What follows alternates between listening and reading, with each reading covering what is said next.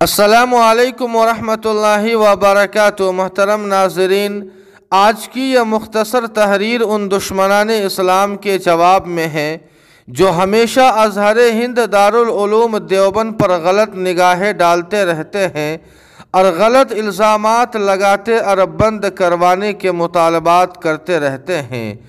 گویا آج کی اس مختصر تحریر کا مقصد یہ ہے کہ آخر دارالعلوم دیوبند نے دنیا والوں کو کیا دیا۔ تو آئیے ناظرین، ہم بتاتے ہیں کہ آخر دارالعلوم دیوبند نے دنیا والوں کو کیا دیا۔ تو ناظرین، آپ کو بتلا دیں کہ دارالعلوم دیوبند اس دور میں قائم ہوا تھا جبکہ علماء کرام کی موجودہ کھیپ کی اکثریت 1857 کے انقلاب کی نظر ہو چکی تھی۔ دینی مدارس کو فرنگی حکمت عملی کے تحت ختم کر دیا گیا تھا۔ عالم اسباب میں قرآن و حدیث، فقہ اور دیگر اسلامی علوم کی حفاظت و ترویج کا کوئی بندوبست نظر نہیں آتا تھا، لیکن دارالعلوم دیوبند نے اس پرآشوب دور میں اپنے فرائض کو کما حقہ سر انجام دیا۔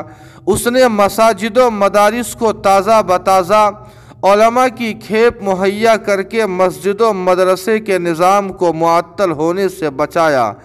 تحریک حریت کو شیخ الہند مولانا محمود حسن، امام انقلاب مولانا عبید اللہ سندھی، مفتی اعظم کفایت اللہ، شیخ الاسلام حضرت مولانا حسین احمد مدنی، حضرت مولانا حفظ الرحمان، حضرت مولانا سعید احمد اور علامہ شبیر احمد عثمانی جیسے سیاسی قائد، علامہ سید محمد انور شاہ کشمیری جیسے محدث اور حکیم الامت حضرت مولانا محمد اشرف علی تھانوی جیسے ولی کامل مہیا کیے، جنہوں نے سیاسی، علمی، فکری، روحانی اور عملی محاذوں پر فرنگی حکمت عملی کو شکست دی۔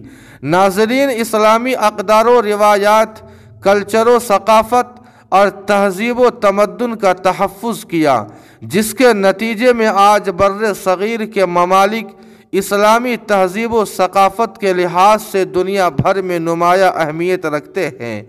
ناظرین، اسلام کے بنیادی عقائد، قرآن و حدیث کی اجماعی تشریحات اور ملت اسلامیہ کی راسخ الاعتقادی کا تحفظ کیا اور انحراف و الحاد کے فتنوں کا پوری قوت کے ساتھ مقابلہ کیا۔